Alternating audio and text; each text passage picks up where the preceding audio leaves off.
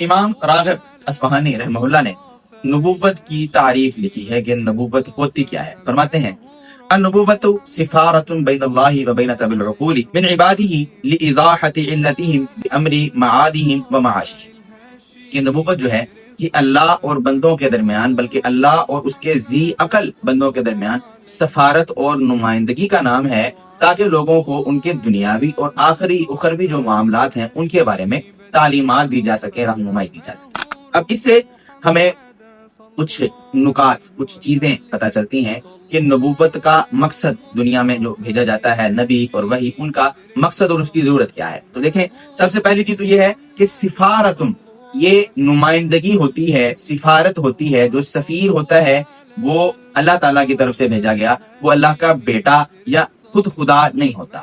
تو اس سے عیسائیوں کی تردید ہوتی ہے کہ جنہوں نے عیسیٰ علیہ السلام کو اللہ تعالیٰ کا بیٹا بنا دیا، ثالث ثلاثہ، تین مل کے ایک اللہ اور ایک مل جو ہے وہ جدا ہو کے تین اللہ، ان کا اس سے نفی ہو جاتی ہے کہ یہ اللہ، اس میں کوئی ابنیت یا جو ہے وہ ابویت والا معاملہ نہیں ہے، بلکہ یہ سفارت ہے، نمائندگی ہے، اللہ تعالیٰ کا نائب ہے. دوسری چیز کہ نبوت کسبی نہیں ہے. کسبی کیا ہوتی ہے کہ آپ کسی یونیورسٹی میں جاتے ہیں، آپ کو ڈگری حاصل کرتے ہیں، آپ نے جناب 8 سالہ 10 سالہ درس نظامیہ کا کورس کیا اور آپ عالم بن گئے، پھر آپ نے 2 سال 3 سال کا تخصص کا کورس کیا، آپ نے اسپیشلائزیشن کی، آپ مفتی ہو گئے. اس طرح آپ نے جناب، آپ کالج یونیورسٹی جاتے ہیں، آپ نے پی ایچ ڈی کا کورس کیا، آپ نے پی ایچ ڈی ڈاکٹر ہو گئے، ایم فل کر لیا. تو نبوت جو ہے وہ اس طرح کسبی نہیں ہے. یہ کسبی چیزیں ہیں کہ ہم خود جاتے ہیں، محنت کرتے ہیں، بن جاتے ہیں. تو نبی ایسا نہیں ہوتا، بلکہ یہ اللہ تعالیٰ کی طرف سے چنا جاتا ہے. اللہ تعالیٰ جس کو چاہتے ہیں اپنی رحمت سے نبی بناتے ہیں.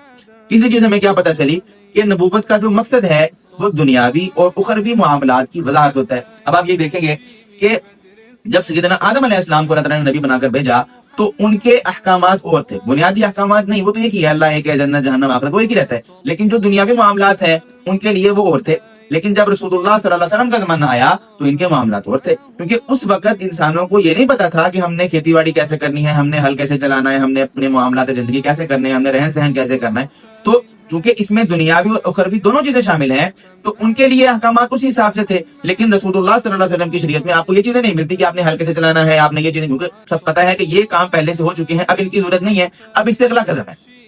اور چوتھی چیز ہمیں کیا پتہ چلتی ہے کہ انبیاء کی تعلیمات جو ہیں وہ عقل مندوں کے لیے ہیں، بے وقوفوں کے لیے نہیں ہے. بے وقوفوں کو اس کی سمجھ نہیں آتی. یہ ایک سیریز ہے. آپ نے یہ ویڈیو دیکھی ہے، آپ کو بہت ساری باتیں سمجھ نہیں آئی ہوں گی، اس سے پچھلی کچھ ویڈیوز دیکھنا ضروری ہے. اسی طرح اس کے آگے بھی کچھ ویڈیوز آئیں گی، تو اس لیے ہمارے ساتھ جڑے رہیے.